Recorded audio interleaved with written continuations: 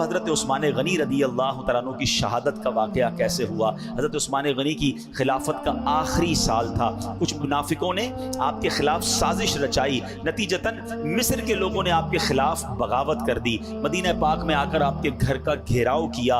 حضرت عثمان غنی اندر ہیں، اب آپ کو باہر بھی نہیں نکلنے دیا جا رہا، باہر سے کھانے پینے کا کوئی سامان بھی اندر نہیں جانے دیا جا رہا۔ کئی دن آپ نے اسی طرح گزار لیے۔ آپ کے چاہنے والوں نے بار بار آپ سے عرض کی، علی جان آپ ارشاد فرمائیے ان باغیوں کو کچھ دیر میں ہم ہٹا دیں گے، مگر آپ کا ایک ہی وعدہ تھا کہ نبی پاک علیہ الصلوۃ والسلام نے مجھ سے وعدہ فرمایا ہے، میں اس پر صبر کرتا رہوں گا۔ کچھ راز کی باتیں تھیں جو نبی پاک نے حضرت عثمان غنی سے فرمائی تھی۔ آپ نے اپنی شہادت قبول کی، مدینہ منورہ کی سرزمین پر خون ریزی کو پسند نہیں فرمایا۔ حضرت عثمان غنی کے پاس حضرت امام حسن بھی آئے، مولا علی نے بھی پیغام بھجوایا، آپ حکم دیں ہم ان سب باغیوں کو تہس نہس کر کے رکھ دیں گے، مگر آپ نے سب کو منع کیا، بلکہ یہاں تک کہا کہ اگر آپ نے لڑائی بھی کی، آپ نے تلوار بھی اٹھائی، مدینے میں خون بھی بہایا، شہادت پھر بھی میری ہونی ہے، کیونکہ یہ قدرت کا فیصلہ ہے اور میں اس کے لیے راضی ہوں۔ اللہ اکبر۔ آپ اطمینان سے نمازیں پڑھتے رہے، اطمینان سے تلاوت قرآن کرتے رہے، اور سبحان اللہ آپ نے اسی طرح اپنی جان اللہ کے سپرد کر دی۔ داتا گنج بخش علی حجویری رحمۃ اللہ تعالی علیہ حضرت عثمان غنی کی اس ادا کو کس طرح ایلوبریٹ کرتے ہیں، کس طرح سمجھاتے ہیں۔ آپ فرماتے ہیں کہ جب محاصرہ چل رہا تھا، باغی باہر کھڑے تھے، حضرت حسن مجتبیٰ امام حسن نبی پاک کے نواسے رضی اللہ تعالیٰ عنہ حضرت عثمان غنی کے پاس آ کر کہا کہ امیر المومنین ہمیں اجازت دیجیے۔ آپ نے اجازت نہیں دی، کہا ہے بھتیجے گھر جائیے، آرام کیجیے، تقدیر کا لکھا غالب آ جائے گا اور ہمیں خون بہانے کی حاجت نہیں ہے۔ حضرت داتا گنج بخش حضرت عثمان غنی کی صدا کو لکھنے کے بعد کہتے ہیں کہ یہ جو سیرت کا پہلو ہے نا، یہ حضرت ابراہیم علیہ نبینا علیہ الصلوۃ والسلام سے بڑا مشابہ ہے۔ جب حضرت ابراہیم کو آگ میں ڈالا جا رہا تھا، فرشتے آئے تھے اور کہا تھا حکم فرمائیں ہم آگ بجھا دیتے ہیں، ہم بارش برسا کر آگ بجھاتے ہیں، ہوا کا فرشتہ آیا کا ہوا چلا کر آگ بجھاتے ہیں۔ حضرت ابراہیم کا ایک ہی جواب تھا کہ میں رب کی رضا پر راضی ہوں، اگر میرے رب نے بچانا ہے تو وہ بچا دے گا، ورنہ میں اس دکھ اور اس پریشانی کے لیے بھی تیار ہوں۔ حضرت داتا گنج بخش فرماتے ہیں حضرت ابراہیم علیہ الصلوۃ والسلام کے اس کردار کی کیسی جھلک حضرت عثمان غنی میں ہے کہ ان کو بھی صحابہ آ کر کہہ رہے ہیں آپ ہمیں حکم دیجئے۔ آپ نے کہا نہیں، مدینے میں خون نہیں بہانا ہے، اگر رب کی رضا یہ ہے تو میں اس رضا پر راضی ہوں، اور آپ نے شہادت قبول فرما لی۔ تو سبحان اللہ، یہ اللہ کی رضا پر جو ہے وہ راضی رہنا، یہ حضرت عثمان غنی کی سیرت سے ملتا ہے۔ حضرت عثمان غنی وہ عظیم ہستی ہیں کہ جن کے بارے میں نبی پاک علیہ الصلوۃ والسلام نے فرمایا انا نشبہ عثمان بابینا ابراہیم، فرمایا بے شک ہم عثمان کو اپنے والد ابراہیم علیہ الصلوۃ والسلام کے مشابہ سمجھتے ہیں۔ نبی پاک نے پہلے ہی فرما دیا تھا کہ جس طرح حضرت ابراہیم کا صبر تھا، جس طرح انہوں نے آگ میں جانے کو پسند فرمایا اور رب کی رضا پر راضی رہے، عثمان غنی رضی اللہ تعالیٰ عنہ نے بھی یہ شہادت کو اسی طرح قبول فرمایا۔ اے میرے پیارے اسلامی بھائیوں، داتا گنج بخش علی حجویری فرماتے ہیں کہ مشائخ طریقت یعنی بڑے بڑے اولیاء کرام نے تین چیزیں، کون کون سی؟ ہدیہ مال و جان، یعنی اللہ پاک کے نام پر جان قربان کرنا۔ نمبر دو، تسلیم امور، یعنی اللہ پاک کی لکھی ہوئی تقدیر پر راضی ہو جانا۔ اور نمبر تین، اخلاص، یعنی ہمیشہ اللہ کے لیے اللہ کی رضا کا طلبگار رہنا۔ یہ تین خاص اوصاف بڑے بڑے اولیاء کرام نے حضرت عثمان غنی رضی اللہ تعالیٰ عنہ سے سیکھے ہیں۔ تو سبحان اللہ، ایسی عظیم ہستی ہیں۔ اب یہاں ہمیں آخر میں سبق یہ لینا ہے، 40 دن کا محاصرہ ہے، بھوک پیاس ہے، اور جناب باہر تلوار لیے باغی کھڑے ہیں، مگر آپ انتہائی مشکل میں بھی صابر ہیں، نمازیں پڑھ رہے ہیں، تلاوت کر رہے ہیں، اللہ کی رضا پر راضی ہیں، اللہ سے ملاقات کے لیے راضی ہیں، شہادت کے لیے راضی ہیں، بلکہ قرآن کہتا ہے یہ تو منتظر ہیں کہ کب ہمیں شہادت نصیب ہو جائے۔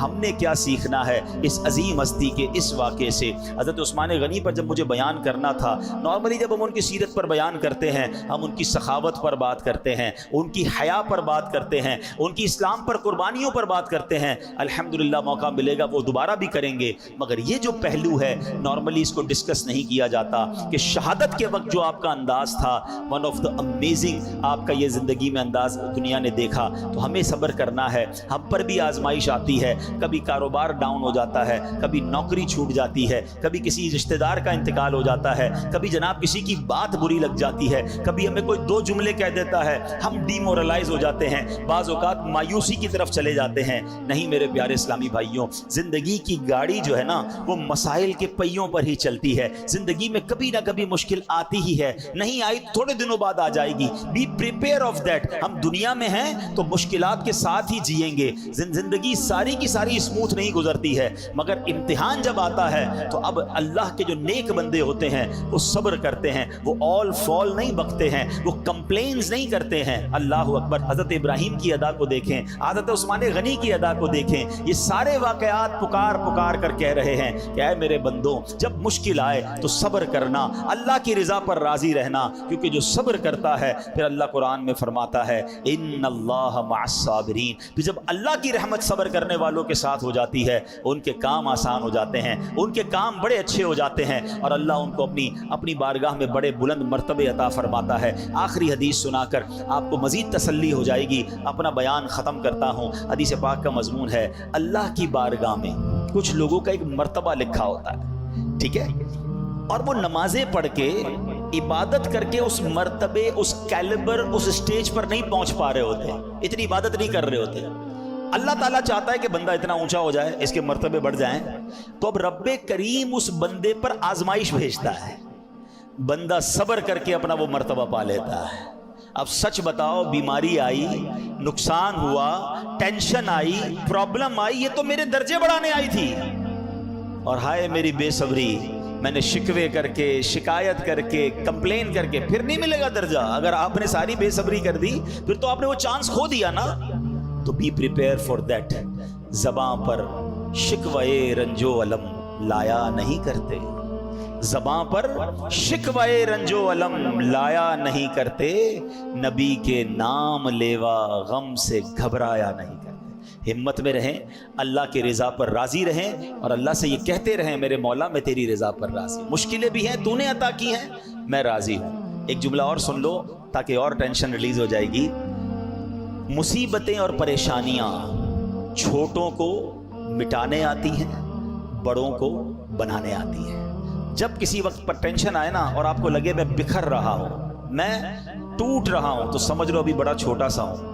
اور اگر آپ واقعی مضبوط بن جائیں گے نا تو ہر مشکل, ہر پریشانی آپ کو اور مضبوط کرے گی, آپ کو اور اسٹرانگ کرے گی. تو اب آپ نے چیک کرنا ہے کہ مصیبتیں اور پریشانیاں چھوٹوں کو مٹانے آتی ہیں, بڑوں کو بنانے آتی ہیں. ایک آخری بات, ایئرپورٹ پر جب ہم جاتے ہیں اکثر مسافروں کو دیکھا ہے کہ وہ اپنا پاسپورٹ ٹکٹ یا تو ہاتھ میں پکڑتے ہیں یا پھر کسی جیب اور بیگ میں رکھا ہوتا ہے, اس کو بار بار چیک کرتے ہیں, کیونکہ کہیں گم تو نہیں ہو گیا. سب کو پتا ہے کہ جہاز میں سوار ہونے تک کئی بار یہ چیک ہوگا, پاسپورٹ بھی چیک ہوگا, ٹکٹ بھی ہوگا, اور آگے جا کے جب بورڈنگ کارڈ مل جائے گا تو بورڈنگ کارڈ بھی بار بار چیک ہوگا. غلطی سے کہیں گم ہو گیا تو ایسا نہ ہو ہم فلائٹ میں سوار ہونے سے رہ جائیں. ایسا ہی ہوتا ہے نا. ایسا ہی معاملہ ہمارے ایمان کا اور اچھے عمل کا ہے, اعمال صالحہ کا ہے. یاد رکھیں یہ ہمارے پاسپورٹ اور ٹکٹ ہیں جنت میں جانے کے لیے. چیک کرتے رہیں ایمان ہاتھ میں ہے کہ نہیں, اعمال صالحہ نکل تو نہیں گئے, نیکیاں ختم تو نہیں ہو گئیں, بورڈنگ کارڈ ہی نہیں ہوگا, پاسپورٹ ہی نہیں ہوگا تو کیسے فلائٹ میں جائیں گے. یوں سمجھیے کہ جنت میں جانے کا جو پاسپورٹ ہے نا وہ ایمان ہے. وداؤٹ ایمان جنت میں کوئی نہیں جائے گا, تو ایمان سنبھالنا ہے. اور پھر یہ بورڈنگ کارڈ کیا ہے, یہ نیکیاں ہیں, یہ اللہ کی رضا والے کام ہیں. تو زندگی ایسے گزاریں کہ انشاءاللہ جب جنت کا دروازہ کھلے نا اور اعلان ہو کہ اللہ کے مقبول بندو آ جاؤ, تو اللہ کرے وہ والا بورڈنگ کارڈ میرے پاس بھی ہو, وہ پاسپورٹ میرے پاس بھی ہو کہ یا اللہ ایمان والا بھی ہوں, تجھے راضی کرنے والی زندگی بھی گزاری ہے, اور اللہ کرے کہ جنت میں بلا حساب ہمیں داخلہ نصیب ہو جائے. اللہ پاک عمل کرنے کی توفیق عطا فرمائے, آمین بجاہ النبی الامین صلی اللہ علیہ وسلم. حضرت عثمان غنی رضی اللہ تعالیٰ عنہ عظیم صحابی رسول ہیں, مسلمانوں کے تیسرے خلیفہ ہیں, سابقین اولین یعنی اعلان نبوت کے بعد جلد ہی ایمان قبول کرنے والوں میں سے ہیں. اسلام قبول کرنے میں آپ کا چوتھا یا پانچواں نمبر ہے. اس سے آپ کو اندازہ ہوگا کہ ون آف دا ارلیسٹ, سب سے اولین اسلام قبول کرنے والوں میں حضرت عثمان غنی رضی اللہ تعالیٰ عنہ. عشرہ مبشرہ یعنی جو جن 10 صحابہ کو جنت کی خوشخبری نبی پاک نے اپنی زبان مبارک سے عطا فرمائی, اعلیٰ حضرت ان کے بارے میں کہتے ہیں نا وہ 10 جن کو جنت کا مژدہ ملا, یعنی وہ 10 شخصیات جن کو جنت کی خوشخبری ملی, وہ 10 جن کو جنت کا مژدہ ملا, اس مبارک جماعت پہ لاکھوں سلام. حضرت عثمان غنی از ون آف دیم. آپ بھی ان 10 خوش نصیب صحابہ میں سے ہیں. اچھا پھر نبی پاک علیہ الصلوۃ والسلام کا ان پر اعتماد دیکھیں کہ پیارے آقا علیہ الصلوۃ والسلام نے ایک کے بعد اپنی دوسری صاحبزادی کا نکاح حضرت عثمان غنی رضی اللہ تعالیٰ عنہ سے کیا. یعنی کسی بھی نبی کی، صرف نبی پاک کی نہیں، کائنات میں is one and only in all universe, پوری دنیا میں کوئی ایک بندہ ایسا نہیں ہے حضرت عثمان غنی رضی اللہ تعالیٰ عنہ کے علاوہ کہ جن کے نکاح میں کسی بھی نبی کی 2 بیٹیاں آئی ہوں. یہ صرف اور صرف اعزاز ملا ہے حضرت عثمان غنی رضی اللہ تعالی عنہ کو. اچھا یہاں اس میں بڑے اعتماد کی بات بھی پتہ چلتی ہے. جو بڑی عمر کے لوگ بیٹھے ہیں اور جن کی بچیاں جوان ہو جائیں، میری بات جلدی وہ سمجھیں گے، یا بڑے بھائی ہیں جنہوں نے اپنی بہنوں کا رشتہ کیا ہوگا، کہ بہن کا رشتہ کرنا یا اپنی بیٹی کا رشتہ کرتے ہوئے والد کو بڑی فکر ہوتی ہے، بھائی کو یہ بڑی فکر ہوتی ہے کہ کسی اچھے گھرانے میں کسی اچھے شخص کے یہاں رشتہ ہو جائے. اچھا یہ ایک ایسا زندگی کا یوں سمجھے رسک ہے، یہ ایک ایسا فیصلہ ہے جو شادی کے بعد ہی پتہ چلتا ہے. کوئی بندہ ایسا نہیں ہوتا ہوگا کہ جو اپنی بیٹی کا رشتہ غلط آدمی سے کرے، اپنے طور پر اس نے چیک کر ہی لیا ہوتا ہے، لیکن کہتے ہیں نا لفافہ کھلنے کے بعد ہی پتہ چلتا ہے کہ اندر سے کیا نکلا ہے. یہ شادی کے جتنے بھی جھگڑے ہیں جو شادی کے بعد معاذ اللہ طلاقیں ہو جاتی ہیں یا ظلم زیادتی کی داستانیں ہم سنتے ہیں، ایسا نہیں ہر جگہ مرد ہی غلط ہو، عورت کی بھی غلطی ہوتی ہے، لیکن دونوں خاندان اپنے طور پر پوری انکوائری نارملی کر لیتے ہیں. بہت کم لوگ ہوں گے جو نہیں کرتے، لیکن پتہ نہیں کیا ہوتا ہے کہ اس سے پہلے اتنے اچھے طریقے سے لوگ مل رہے ہوتے ہیں، اتنا پیار سے مل رہے ہوتے ہیں، جب بھی ملیں بڑے بااخلاق ہوتے ہیں، اور شادی کے بعد اصل کہانی کھلتی ہے کہ بھائی اندر سے نکلا کیا. تو یہ one of the biggest risk of the life ہوتا ہے. اللہ پاک سب کے رشتوں میں خوشیاں عطا فرمائے، جن کے رشتے ہونے اللہ ان کو ایک بہت ہی نیک صورت نیک سیرت پارٹنر عطا فرمائے، لائف خوشگوار گزرے. لیکن یہ ہوتا ہے.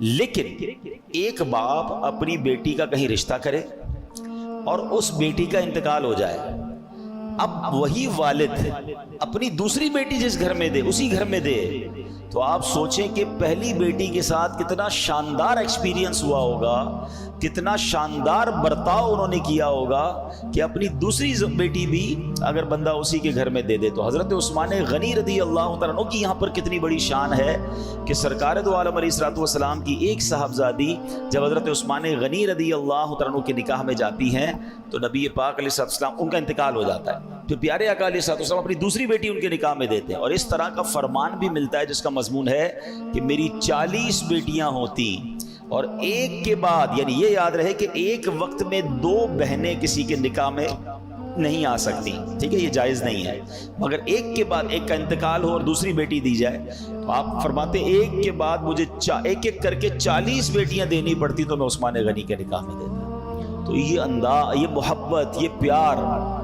تو یہ ہمیں سمجھ آتا ہے کہ کیا عظیم شخصیت تھے حضرت عثمان غنی رضی اللہ تعالیٰ عنہ. اور سبحان اللہ اسی مبارک وصف جو دنیا میں کسی اور کو حاصل نہیں ہے، اس لیے ان کو کیا کہا جاتا ہے؟ ذو النورین. کیا کہا جاتا ہے؟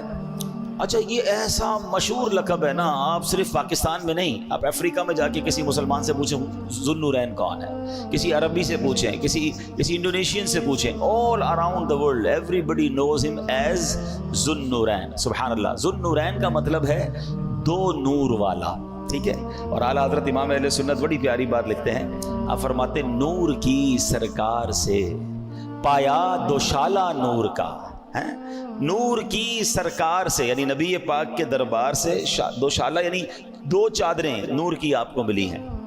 نور کی سرکار سے پایا دوشالہ نور کا، نور کی سرکار سے پایا دوشالہ نور کا، ہو مبارک تم کو ذو النورین جوڑا نور کا. تو نبی پاک کے در سے 2 نور کی چادریں عطا ہو گئی اور آپ ذو النورین بن گئے. اچھا صرف انسانوں میں آپ ذو النورین نہیں ہیں، مشہور مولا کائنات مولا علی کرم اللہ تعالی وجہ الکریم. اب یہاں ان خلیفۃ المسلمین صحابہ کرام میں آپس میں پیار دیکھیں. مولا علی فرماتے ہیں کہ عثمان وہ ہیں کہ انہیں فرشتے ذوالنورین کہتے ہیں. رسول اللہ صلی اللہ علیہ وسلم کے داماد ہیں. پیارے آقا علیہ الصلوۃ والسلام نے انہیں جنت کی بشارت دی ہے. یہ کون کہہ رہا ہے؟ مولا علی شیر خدا کرم اللہ تعالی وجہ الکریم فرماتے ہیں نبی کے نور دو لے کر وہ ذوالنورین کہلائے. نبی کے نور دو لے کر وہ ذوالنورین کہلائے. انہیں حاصل ہوئی یوں قربت محبوب رحمانی. اب یہ ایک چھوٹا سا کنفیوژن کہہ لیں، مسئلہ بھی حل ہو رہا ہے. ہر آدمی ذوالنورین کس کو کہتا ہے؟ حضرت عثمان غنی کو. ذرا زور سے نام لے لیں، حضرت عثمان غنی رضی اللہ عنہ. سبحان اللہ. ٹھیک ہے، کیا عظیم ہستی ہے. اب کوشچن یا کنفیوژن یہ کریٹ کی جاتی ہے کہ جناب نبی پاک نور تھے یا نہیں تھے؟ مجھے ایک بات بتائیں، جس کی دو صاحبزادیاں کسی کے نکاح میں آ جائیں وہ ذوالنورین ہو جائے تو خود نبی پاک کے نور کا عالم کیا ہوگا؟ تو یہ لفظ ذوالنورین ہی اس کنفیوژن کو کلیئر کر رہا ہے کہ سبحان اللہ، میرے آقا تو وہ ہیں کہ جس پر نظر فرما دے اسے نورانی فرما دیتے ہیں. نور والا آیا ہے، نور لے کر آیا ہے سارے عالم میں. یہ دیکھو کیسا نور چھایا، میرے آقا نے تو اس عالم کو جگمگا دیا. تو نبی پاک الحمدللہ اللہ کی عطا سے وہ نور والے ہیں کہ سبحان اللہ سارے عالم کو آپ نے جگمگایا. سبحان اللہ. اب چلتے ہیں حضرت عثمان غنی رضی اللہ تعالیٰ عنہ نے کتنے سال خلافت کی. آپ حضرت عمر فاروق اعظم رضی اللہ عنہ کی جب شہادت ہوئی، حضرت عمر فاروق اعظم مسلمانوں کے دوسرے خلیفہ. سب سے پہلے کون تھے؟ حضرت ابو بکر صدیق رضی اللہ عنہ، پھر حضرت عمر فاروق. حضرت عمر فاروق کی جب شہادت ہوئی تو مسلمانوں کی اکثریت رائے نے یہ مشورہ کیا اور حضرت عثمان غنی خلیفہ مقرر ہوئے. 12 سال تک آپ امیر المومنین یعنی خلیفۃ المسلمین رہے. 18 ذوالحجہ 35 ہجری کو کئی دن بھوکے پیاسے رہ کر نہایت مظلومیت کے ساتھ آپ شہید کیے گئے. حضرت عثمان غنی رضی اللہ عنہ کی شہادت جو ہے وہ تاریخ اسلام کا ایک بہت ہی افسوسناک سانحہ ہے. یہ اصل میں قدرت کا ایک راز تھا. ہاں، جو میں نے قرآن پاک کی آیت پڑھی ہے نا، اب آپ کو میں سمجھاؤں گا. یہ قدرت کا ایک راز تھا جو ہو کر رہنا تھا. پچھلی آسمانی کتابوں میں بھی یہ ذکر موجود تھا اور پیارے آقا علیہ الصلوۃ والسلام نے کئی بار غیب کی خبر دیتے ہوئے بتا دیا تھا کہ حضرت عثمان غنی جو ہے وہ شہید ہوں گے. اور حضرت عثمان غنی رضی اللہ عنہ کی شہادت تاریخ اسلام کا وہ پہلا موقع تھا کہ جب مسلمانوں کا اتحاد ٹوٹا. ایک غیر مسلم تھا، یہ اس کی سازش تھی اور اسی سازش کے نتیجے میں مصر کے کچھ لوگوں نے بغاوت کی. حضرت عثمان غنی رضی اللہ تعالیٰ عنہ کے گھر کا گھیراؤ کیا. 40 دن تک آپ کو بھوکا پیاسا قید رکھا گیا، مظلومیت کے ساتھ شہید ہوئے. آپ کی شہادت سے ہمیں بہت کچھ سیکھنے کو ملتا ہے. ہم نے جو 12-21 کی سورہ احزاب کی 23ویں آیت سننے کی جو ہم نے سعادت پائی ہے، آپ ذرا اس آیت کو ایلوبریٹ کرتے ہیں، مزید سمجھتے ہیں. آیت کریمہ کی ذرا مختصر وضاحت سنیے گا. من المؤمنین رجال صدقوا، مسلمانوں میں کچھ مرد وہ ہیں جنہوں نے سچا کر دکھایا. ما عاہد اللہ علیہ، کیا سچا کر دکھایا؟ اس وعدے کو، اس عہد کو جو انہوں نے اللہ سے کیا تھا. علماء تفسیر فرماتے ہیں کہ حضرت عثمان غنی، حضرت طلحہ، حضرت سعد بن زید، سیدنا امیر حمزہ رضی اللہ تعالیٰ اور حضرت مصعب بن عمیر اور دیگر صحابہ کرام نے اپنے آپ پر یہ وعدہ لے لیا تھا، عہد کیا تھا کہ ہم نبی پاک علیہ الصلوۃ والسلام کے ساتھ آخر وقت تک رہیں گے، ان کی بات ان کو فالو کریں گے، ان کا ساتھ دیں گے یہاں تک کہ ہم شہید کر دیے جائیں. تو چنانچہ یہ اپنے وعدے پر آخری وقت تک قائم رہے. اللہ فرماتا ہے فَمِنْهُمْ مَنْ قَضَى نَحْبَهُ، تو ان میں کوئی اپنی منت پوری کر چکا. یعنی حضرت امیر حمزہ، حضرت مصعب بن عمیر رضی اللہ تعالیٰ عنہ یہ شہادت کا رتبہ پا چکے تھے، اپنا وعدہ پورا کر دیا، منت ان کی پوری ہو گئی. اور آگے قرآن کہتا ہے وَمِنْهُمْ مَنْ يَنْتَظِرُ وَمَا بَدَّلُوا تَبْدِيلًا، اور کوئی ابھی انتظار کر رہا ہے اور بالکل نہ بدلے. حضرت عثمان غنی اور حضرت طلحہ رضی اللہ تعالیٰ عنہ وہ تھے جو اس رتبہ شہادت کے انتظار میں ہیں. اور یہ سب وہ صحابی ہیں جو اپنے وعدے سے بالکل نہیں بدلے. سبحان اللہ، یعنی یہ قدرت کی طرف سے ہونا تھا اور یہ منتظر تھے شہادت کے لیے، کیونکہ نبی پاک کی زبانی بھی سن چکے تھے، اپنے آپ سے بھی وعدہ لے لیا تھا، موت سے ڈرنے والے تھے نہیں، اور شہادت کا مرتبہ مل جائے تو سبحان اللہ۔ روایتوں میں آتا ہے کہ نبی پاک علیہ الصلوۃ والسلام ایک بار احد پہاڑ تشریف لے گئے۔ آپ میں سے جو مدینہ پاک گئے ہیں انہوں نے احد پہاڑ ضرور دیکھا ہوگا، اور جو نہیں گئے میں دعا کرتا ہوں اللہ پاک ہم سب کو جلدی جلدی مدینے کی حاضری عطا فرمائے، بلکہ جو گئے ہیں اللہ انہیں بھی عطا فرمائے، کیونکہ جو ہو کر آتا ہے اسے اور محبت بڑھ جاتی ہے۔ مدینہ مکہ وہ شہر ہے جس نے نہیں دیکھا وہ بھی تڑپ رہا ہے، جس نے دیکھ لیا وہ اور تڑپ رہا ہے۔ شربت دید نے ایک آگ لگائی دل میں، تپش دل کو بڑھایا ہے بجھانے نہ دیا۔ دل میں آگ اور بڑھ جاتی ہے، محبت اور بڑھ جاتی ہے۔ تو جبل احد جو ہے وہ بہت بڑا پہاڑ ہے، اور یہ پہاڑ کے بارے میں بتایا جاتا ہے کہ آل ٹوگیدر یہ 9 میل لمبا پہاڑ ہے، پورا سمجھ رینج آف ماؤنٹینز ہے۔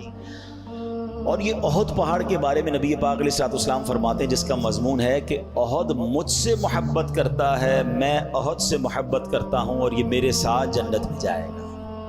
اب ذرا غور کیجئے، پہاڑ نبی پاک سے محبت کر رہا ہے، پیارے آقا فرماتے ہیں ہم اس سے محبت کرتے ہیں اور یہ جنت میں بھی ہمارے ساتھ جائے گا۔ اب علماء نے اس میں بڑی پیاری ڈیبیٹ کی اس حدیث کے تحت۔ مجھے بتائیے، پہاڑ تو بے جان ہوتا ہے نا، پتھر ہوتا ہے، پتھر محبت کر رہا ہے نبی پاک سے تو جنت میں جائے گا، تو اگر امتی نبی پاک سے محبت کرے گا تو وہ جنت میں کیوں نہیں جائے گا؟ اس کا مطلب یہ ہوا کہ محبت رسول اگر سچی ہے تو انشاءاللہ یہ بخشش کا ذریعہ بن جائے گی۔ اچھا، نبی پاک ایک بار جبل احد پر تشریف لے گئے۔ اچھا، نبی پاک کے ساتھ کون کون ہے؟ ذرا اب یہ تھوڑا سا یاد رکھنا ہے آپ نے۔ حضرت ابو بکر صدیق ہیں، ٹھیک ہے، حضرت عمر فاروق ہیں، اور حضرت عثمان غنی ہیں۔ یعنی پیارے آقا علیہ الصلوۃ والسلام کے ساتھ کون کون ہیں؟ حضرت ابو بکر صدیق ہیں، حضرت عمر فاروق ہیں، حضرت عثمان غنی ہیں، اور خود نبی پاک، 4 افراد ہیں۔ اب پہاڑ پر تشریف لے گئے تو احد پہاڑ پر زلزلہ آنا شروع ہو گیا۔ اچھا، ارتھ کویک، زلزلہ آج بھی وہ آفت ہے جس کی کوئی پریڈکشن نہیں کر سکتا۔ دنیا میں ہونے والے بہت سارے حادثات پہلے سے پتہ چل جاتے ہیں، طوفان آنے والا ہے، آندھی آنے والی ہے، بارش آنے والی ہے، فلاں چیز، but nobody knows about earthquake۔ کب زلزلہ آئے گا کبھی بھی پہلے سے نہیں بتایا جا سکتا۔ اچھا، آ جائے دنیا کی کوئی طاقت اسے روک نہیں سکتی ہے۔ یہ کیسی اللہ کی قدرت کا نظارہ ہوتا ہے کہ بڑی بڑی عمارتیں، بڑے بڑے شہر منٹوں میں ختم ہو جاتے ہیں۔ اللہ پاک ہم سب کو محفوظ فرمائے۔ اب زلزلہ آ گیا، ٹھیک ہے، اور یہ بات ہے 1400 سال پرانی۔ جب زلزلہ آیا تو سرکار دو عالم علیہ الصلوۃ والسلام کا کمال، نبی پاک کا معجزہ اور اتھارٹی دیکھیں۔ سرکار دو عالم علیہ الصلوۃ والسلام نے احد پہاڑ کو ٹھوکر لگائی اور فرمایا، اے احد رک جا، تجھ پر ایک نبی، ایک صدیق اور 2 شہید موجود ہیں۔ ذرا سمجھیے گا۔ اچھا، اب مجھے بتائیے، ایک نبی کون ہے؟ خود نبی پاک علیہ الصلوۃ والسلام۔ صدیق کون ہے؟ حضرت ابو بکر صدیق ہیں۔ 2 شہید کون ہیں؟ اب یہ سوچنے والی بات ہے کہ یہ 2 شہید کون ہیں؟ اللہ اکبر۔ اور یہ جو میں حدیث بتا رہا ہوں یہ بخاری شریف میں ہے۔ چلے ایک اور آج عقیدے کا مسئلہ بھی حل ہو جائے گا۔ شہید تو بندہ دنیا سے جانے کے بعد ہی ہوتا ہے نا، زندہ زندہ تو شہید نہیں ہوتا۔ حضرت عثمان غنی ساتھ ہیں، حضرت عمر فاروق ساتھ ہیں، اور آقا کیا فرما رہے؟ تجھ پر ایک نبی، اے احد رک جا، تجھ پر ایک نبی، ایک صدیق اور 2 شہید ہیں۔ حدیث کون سی کتاب میں ہے؟ بخاری شریف۔ یہ بھی یاد رکھ لینا، ٹھیک ہے۔ اس کا مطلب میرے آقا بعد میں کیا ہونا یہ جانتے ہیں کہ حضرت عمر بھی شہید ہوں گے، حضرت عثمان غنی بھی شہید ہوں گے۔ اچھا، اس مسئلے کو میں ذرا آگے جا کے بتاتا ہوں، مگر پہلے ذرا سرکار علیہ الصلوۃ والسلام کے کمال کی تو بات کر لیں۔ کیسی ٹھوکر ہے، کیسی ایڑیاں ہیں کہ جناب جب نبی پاک نے احد پہاڑ کو ٹھوکر لگائی تو وہ زلزلہ رک گیا، احد پہاڑ ساکت ہو گیا۔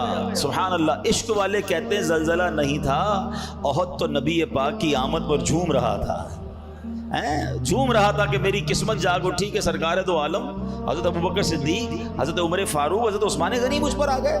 مگر سائنٹیفکلی ہم کیا کہیں گے؟ جناب زلزلہ تھا اور نبی پاک کی ٹھوکر سے رک گیا۔ آئے ہائے، سرکار دو عالم علیہ الصلوۃ والسلام ایسا معجزہ دکھائیں اور سیدی اعلیٰ حضرت کا قلم خاموش رہ جائے۔ آپ کہتے ہیں ایک ٹھوکر سے احد کا زلزلہ جاتا رہا، ایک ٹھوکر سے احد کا زلزلہ جاتا رہا، رکھتی ہیں کتنا وقار اللہ اکبر ایڑیاں. یعنی نبی پاک کی ان مبارک ایڑیوں کی شان تو دیکھیں کہ آقا ٹھوکر لگاتے ہیں اور احد کا زلزلہ رک جاتا ہے. تو یہ تو سرکار علیہ الصلوۃ والسلام کا معجزہ. اور نبی پاک علیہ الصلوۃ والسلام نے اب ہونا کیا ہے، کون شہید ہونا یہ بتا دیا.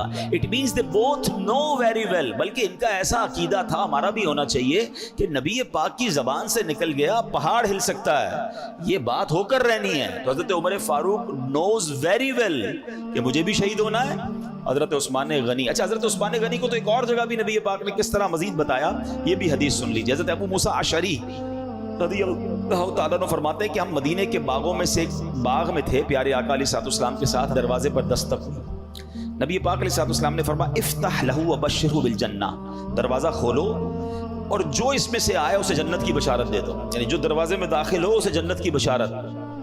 اب یہ دیکھیں جنت کی بشارت کا مطلب سمجھتے ہیں آپ؟ یہ بھی نبی پاک کا ذرا علم غیب دیکھیے. جنت کی بشارت کا مطلب یہ ہے کہ جس کو پہلے تو دروازہ کھل کے کون آنے والا یہ پیارے آقا کو پتا ہے.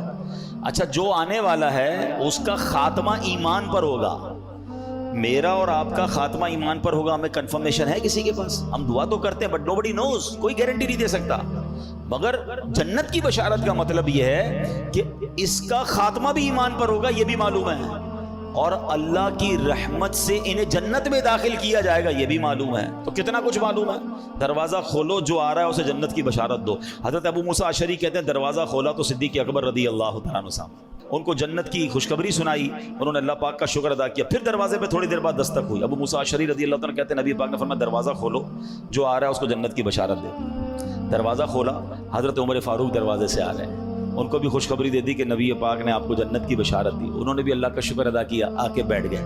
تیسرا ہوا دروازہ کھولو، لیکن نبی پاک نے فرمایا افتح لہ وبشرہ بالجنہ علی بلوی تصیب، کہ جو بھی آ رہے ہیں دروازہ کھولنا اور آنے والے کو بتا دو ایک مصیبت ہے جو انہیں پہنچے گی اور اس کے بعد یہ جنتی ہے. دروازہ کھولا تو وہ حضرت عثمان غنی رضی اللہ تعالیٰ عنہ تھے.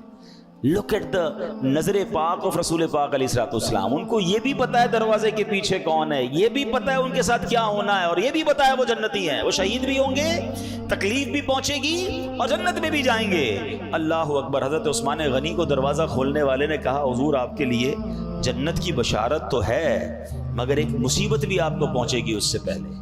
کیا دل ہے، کیا جذبہ ہے، کیا صبر ہے. عثمان غنی رضی اللہ تعالیٰ کہتے ہیں اچھا ذرا پہلے یہ بھی چلو کنفرمیشن ہو. جو لوگ کہتے ہیں نا بات کیا کرو بھائی حدیث کی، قرآن کی، یہ حدیث بھی بخاری شریف میں موجود ہے.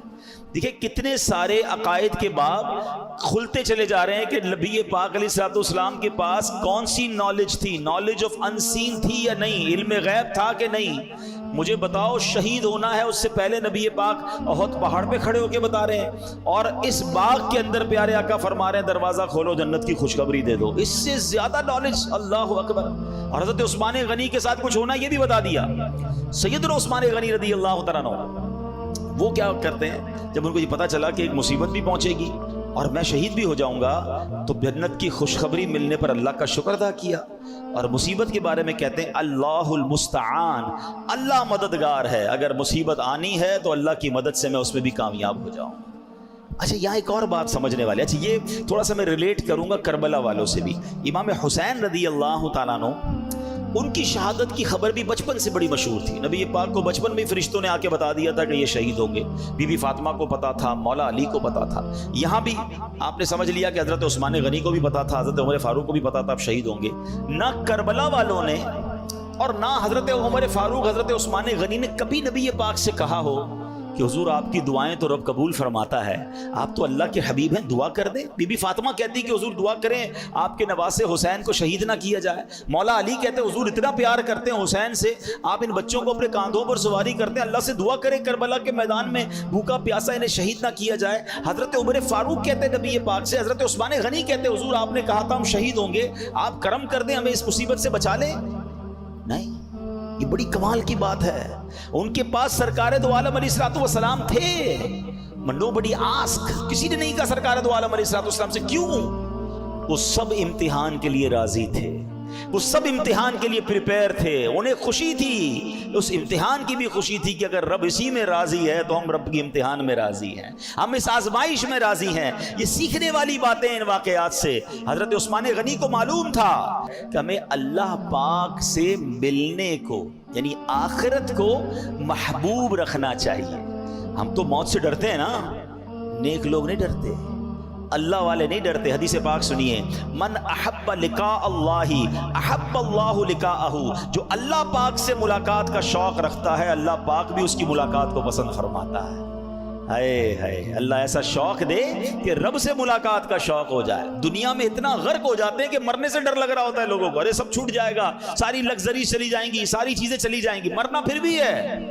جس کو دنیا سے بہت زیادہ محبت ہے، جو مرنا نہیں چاہتا، مرنا اس کو بھی پڑے گا، لیکن مزہ یہ ہے کہ بندہ دنیا میں رہ کر اگر آخرت کو محبوب کر لے تو نہ مرنے کا خوف ہوگا، نہ جناب تکلیف ہوگی، بلکہ بندہ راضی رہے گا۔ وہ کہتے ہیں نا، جان دے دو وعدہ دیدار پر۔ جو عاشق رسول ہے نا، اس کو موت تو تحفہ لگتی ہے، مومن کے لیے موت تحفہ ہے۔ کیوں؟ قبر میں سرکار کا جلوہ دیکھیں گے نا۔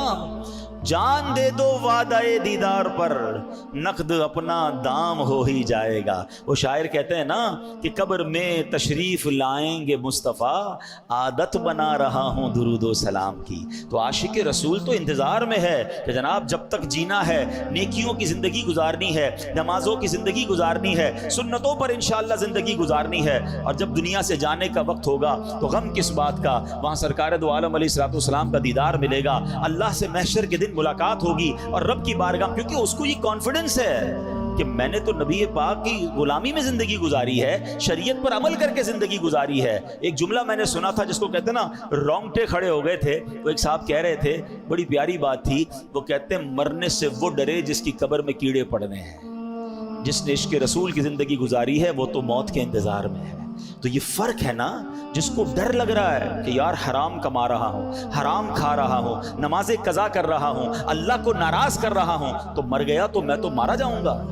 مگر جس کو پتا ہے کہ میری لائف اللہ رسول کی فرما برداری میں گزر رہی ہے، تو پھر یہ حدیث کیسی ہے، من احب لقاء اللہ، جو اللہ سے ملاقات کا شوق رکھتا ہے، احب اللہ لقاءہ، اللہ بھی اس سے ملاقات پسند فرماتا ہے۔ سبحان اللہ، مفتی احمد یار خان نعیمی رحمۃ اللہ تعالی علیہ فرماتے ہیں کہ حدیث پاک میں اللہ پاک کی ملاقات سے مراد موت ہے، کیونکہ موت ہی اللہ پاک سے ملاقات کا ذریعہ ہے۔ مگر اللہ پاک سے ملاقات کو پسند کرنے کا یہ معنی نہیں کہ بندہ موت کی آرزو کرے، یہ تو اچھی بات نہیں ہے کہ مرنے کی دعائیں کرے، یہ منع ہے۔ اللہ پاک سے ملاقات کو پسند کرنے کا معنی یہ ہے کہ بندہ دنیا میں دل نہ لگائے، آخرت کی تیاری کرے، ہر وقت اللہ پاک کی رضا والے کاموں میں مصروف ہو۔ ایسے بندے کو اللہ پاک پسند فرماتا ہے، اس کی زندگی بھی اللہ پاک کو پیاری ہے، اس کی موت بھی اللہ پاک کو پیاری ہے۔ تو اے میرے پیارے اسلامی بھائیوں، یہ بات ہمیں سمجھنی ہے۔ اب